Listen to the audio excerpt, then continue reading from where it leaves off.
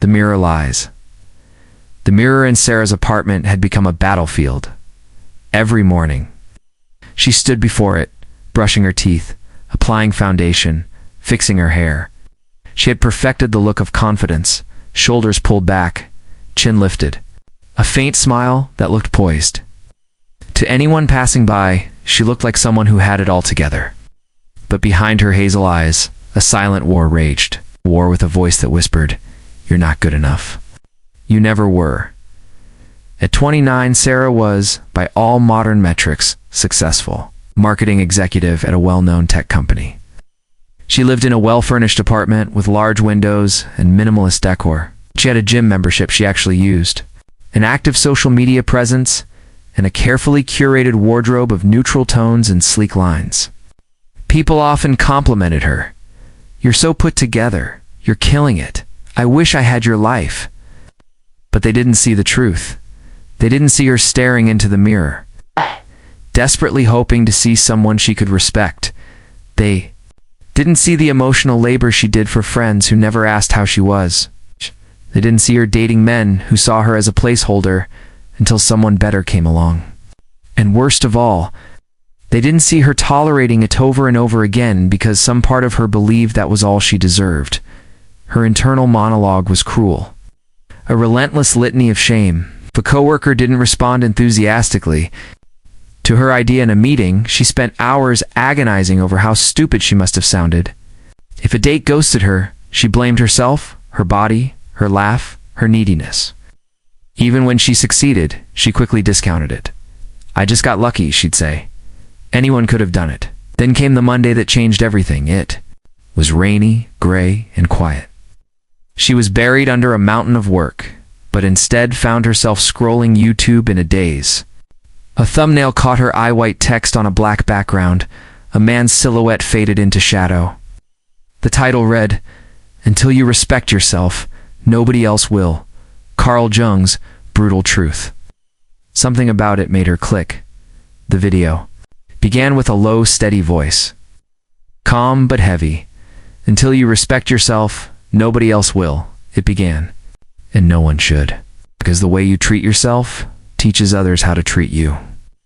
If you constantly self-sacrifice, apologize for your presence, tolerate disrespect, what are you telling the world you're worth? Sarah paused the video. Her breath caught in her throat. She felt like the narrator had crawled into her mind and read her private journal aloud. She had become someone who taught others how to neglect her. Every "it's fine" when it wasn't. Every "don't worry about me" when she was hurting. Every time she stayed quiet just to keep the peace, she had been handing people a manual titled, "Here's how to treat me poorly." And they had followed it perfectly.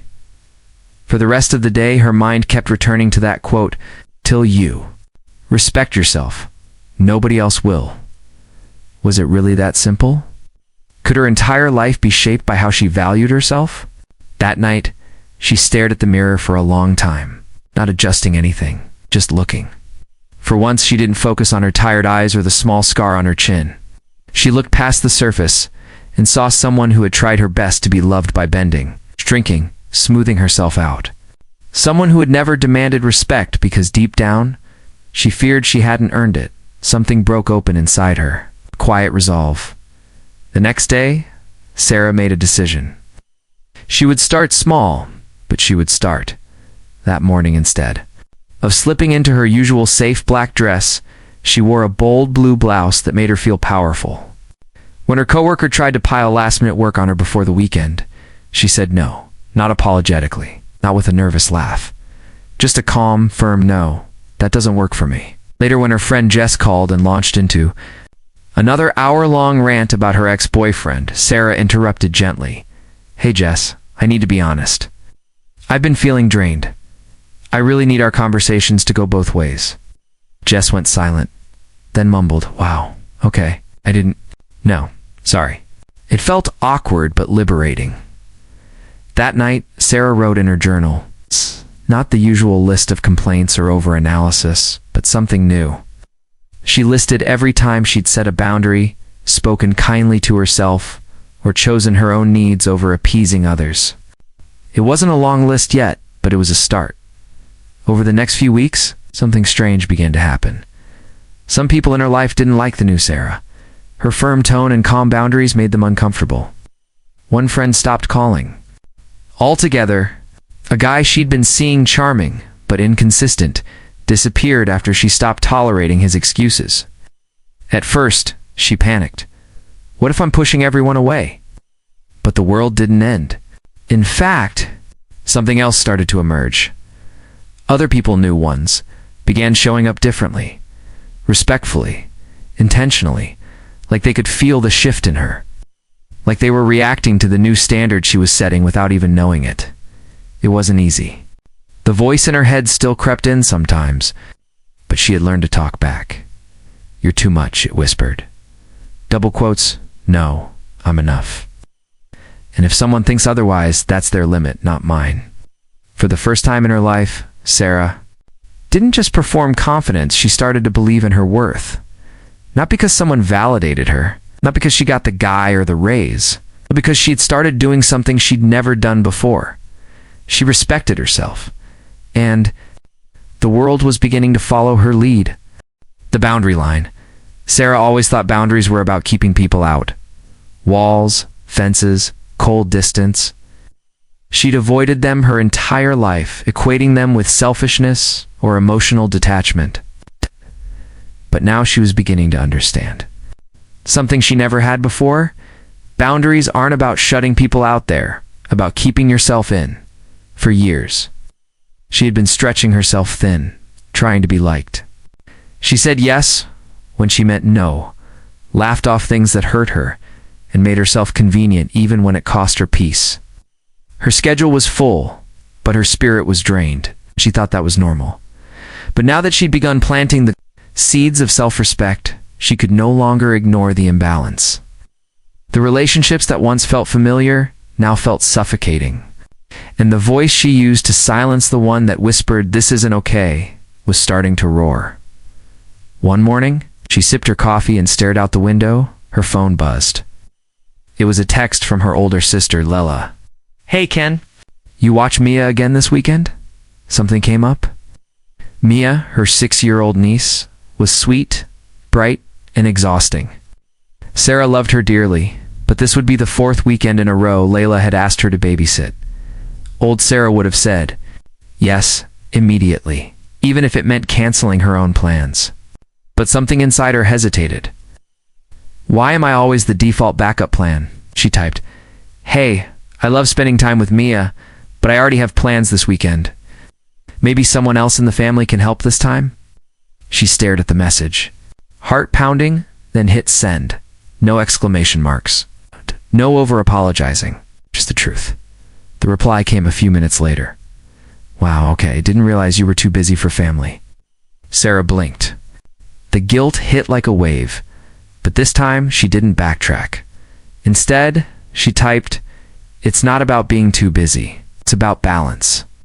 I've said yes a lot lately and I need some time for myself too. Hope you understand." There was no azurk response, just silence. And yet, for the first time, she didn't feel crushed by it. She felt proud. Later that day, she met with her therapist, Dr. Marquez, calm woman in her 50s with kind eyes and a direct tone. "I think I've been confusing self-sacrifice with kindness," Sarah said. Dr. Marquez nodded. "A lot of people do, but chronic self-sacrifice is often just fear in disguise. Fear of rejection, fear of not being needed." Sarah leaned back. "I thought saying yes made me good, made me worthy." "And who told you that?" Sarah thought for a moment. Her mother, maybe? Her childhood church? Society in general? Somewhere along the line, she had absorbed the message that good girls are agreeable, helpful, non-confrontational. She had worn those qualities like a second skin, believing they were virtues. But now she saw how they had been used to manipulate her, how they had cost her her voice. That evening, Sarah took out a notebook and wrote 2 columns: what I allow and what I deserve.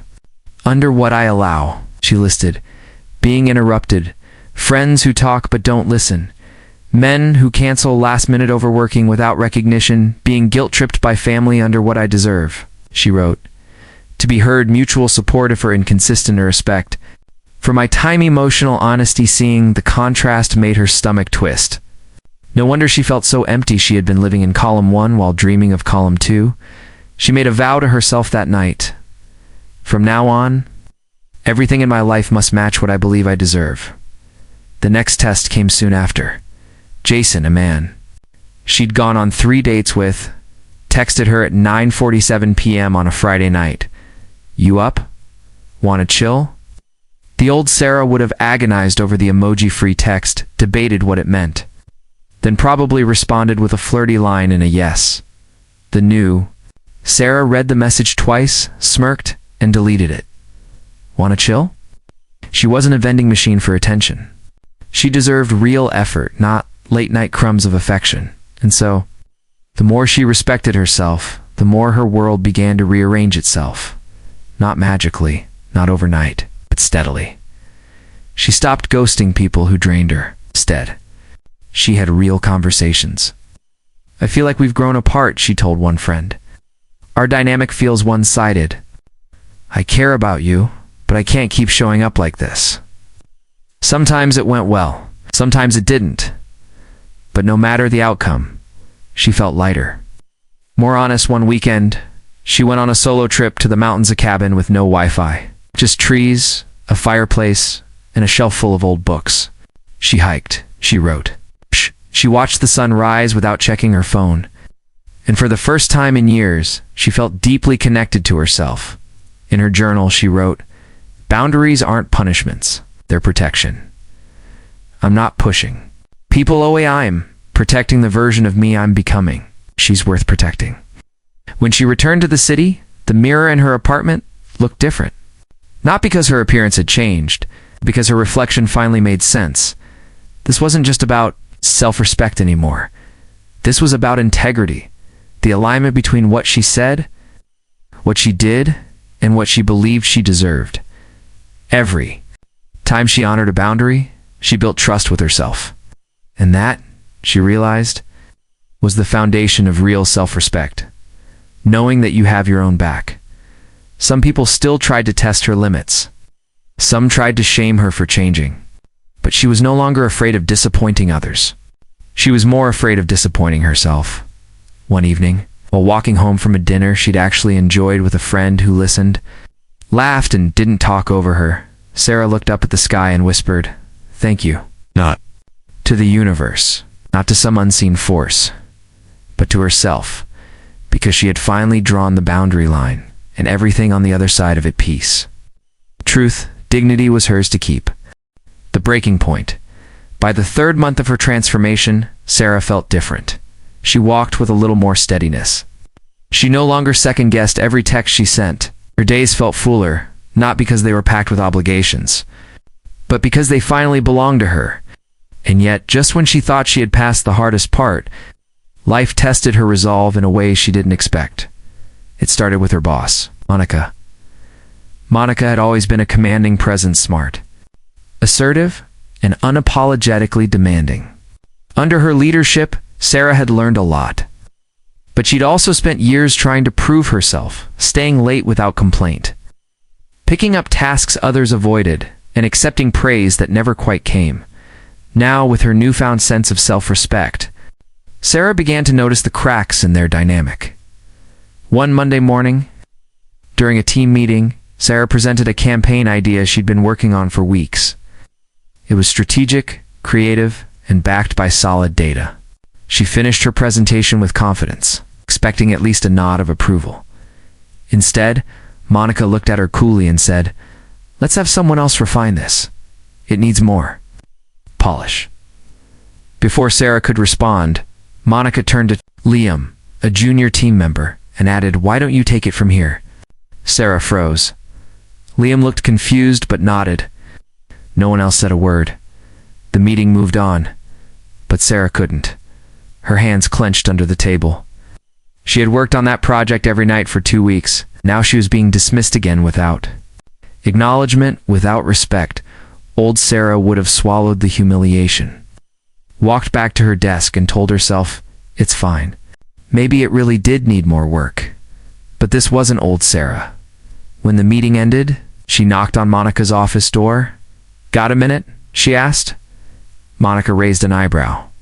Sure. Sarah stepped inside, heart pounding.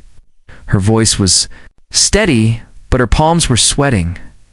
I want to talk about the campaign presentation. Monica leaned back. Okay. Put a lot of work into that project. I believe in it. I would have appreciated direct feedback instead of being dismissed in front of the team. There was a long pause. Then Monica said, Sarah, this isn't personal. It's business. I just didn't think it was there yet. I understand that, Sarah replied. But how feedback is delivered matters. I need to be in an environment where my contributions are respected even when they need improvement. Monica stared at her. Something unreadable passed across. Her face surprised, maybe even respect. All right, she said finally. I hear you, that was all. No apology, no grand gesture. But it was enough. Sarah left the office shaking, adrenaline still rushing through her veins. She had done something that would have terrified her just months ago, stood up for herself in the face of authority. And though it was uncomfortable, it felt like a clean cut through the fog that used to blind her. But the real test came the following week. Derek, he was the man who always seemed almost right. Charming, funny, passionate, and they had gone on and off for a year, just long enough for Sarah to learn the patterns. He'd disappear for weeks, then return with sweet texts and casual charm. Each time, she forgave him. Each time, she hoped he'd finally see her value. Now, after months of silence, he messaged her again. Hey, miss you. Want to grab coffee? Old Sarah would have felt butterflies. She would have stared at the screen, crafting the perfect reply. She would have called a friend to analyze what it meant. But Sarah just stared at the message. Miss you. What part of her did he miss? It's the part that never held him accountable? It's the part that allowed inconsistency to be mistaken for mystery? She closed the app. She didn't respond. 3 hours later, another message. You're ignoring me now, she replied. Not ignoring you. Just choosing not to reopen a chapter that didn't serve me. This time, he didn't reply. And that silence once terrifying felt like freedom. Later that evening, Sarah met with Ava, her closest friend from college. Ava had noticed the changes in Sarah over the last few months and was curious. You've really changed, Ava said, sipping her tea. You seem more grounded, more clear. Sarah smiled. I've stopped betraying myself. Ava leaned in. What do you mean? I used to say yes when I wanted to say no. Stay silent when I needed to speak. Accept treatment I knew I didn't deserve. I thought that made me lovable. Really, I was teaching people how to treat me poorly. Ava nodded slowly. So what changed? Sarah paused. I started treating myself the way I wanted others to treat me. With kindness, with truth, with respect. And the rest followed or fell away. They sat in silence for a moment, letting the words settle. That night, Sarah walked. Home beneath a silver sky. The city buzzed around her, but inside she felt still. Peace. For so long, she had begged the world to respect her, hoping someone would finally look her in the eye and say, you matter. You're enough. But now she understood. Respect isn't something you earn from the world. It's something you claim from within and then protect with every choice you make. And the more she honored that truth, the less she needed others to fill a void that was no longer there. Rewriting the script. Sarah stood at her window on a crisp Sunday morning, watching golden leaves swirl across the pavement. Autumn had arrived, quiet, patient, and transformative. It mirrored her internal state perfectly. Gone were the days of chaos and silent suffering. In their place was a calm she hadn't known she was missing. Yet growth wasn't a straight line. She had changed, that much was certain. She spoke her truth, set clear boundaries, no longer tolerated crumbs of attention or misplaced guilt. But now she was facing a different kind of challenge, the aftermath. Who am I when I stop performing? Who am I without the approval of others? It turned out, self-respect wasn't just about what she said. No, too, it was also about what she said. Yes, too. And saying yes required her to re-enter life from a new place, not as a person trying to be liked, but as someone committed to being honest. Her relationships had thinned. Some friends disappeared quietly. Others laughed loudly, accusing her of changing or being too much. Even her mother had commented over dinner, "You've become so... opinionated lately." Sarah had smiled politely. "I think I've just become less silent." But she couldn't deny it. Her new self-respect came with a loneliness she hadn't expected. It was the kind of solitude that didn't feel empty, but rather unfamiliar. For the first time in her life, she was no longer shaping herself to be digestible. She was becoming whole, and wholeness often meant being misunderstood. She started filling her time with things that aligned with this new identity. Long walks without music, books about boundaries, authenticity, and feminine self-worth. She joined a yoga studio not for fitness, but for stillness. She even deleted most of her social media, not in a grand announcement, but in quiet defiance. Of the need to prove anything, she was tired of performing for people who weren't even paying attention. One Saturday afternoon, Sarah received an invitation in the mail. Her friend Clara was getting married. They hadn't been as close lately. Clara had struggled to adjust to the new version of Sarah, but the gesture was kind. The wedding would bring old friends together, people who still thought of her as the accommodating, easygoing girl she had trained herself to be. Part of her hesitated. Would they talk about her behind her back? Would they roll their eyes at her boundaries or mock her absence from social media? Would she revert even for one night?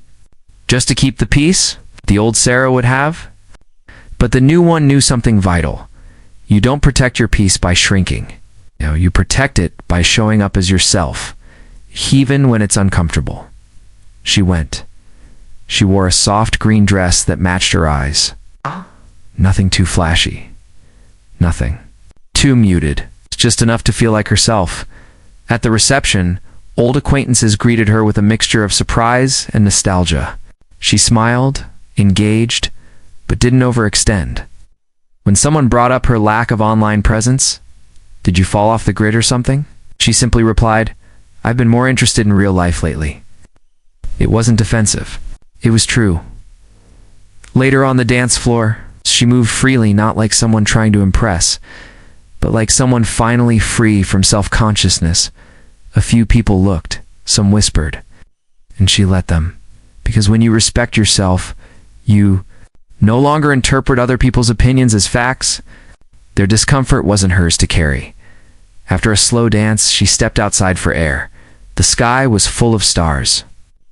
She leaned against the railing, closed her eyes, and breathed deeply. That's when she heard a voice. "I didn't recognize you." At first, it was Nathan, an old friend she hadn't seen in years. He looked the same, but gentler, more grounded somehow. Sarah smiled. That seems to be happening a lot lately. They talked for a while, about life, about change, about the quiet cost of growth. "I remember you used to never say no to anything," he said. "You were always... available." "I was," she admitted. "But not for the right reasons." He nodded. "You seem stronger now." She looked at him, surprised by the sincerity in his tone. "Thanks.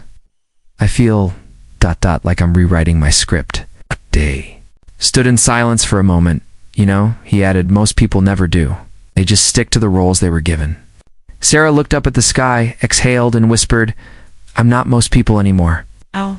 The wedding reminded her of something important. You don't need to isolate yourself to maintain self-respect. You just need to stay honest. Even in rooms filled with old expectations, you can hold your truth gently, firmly, without apology.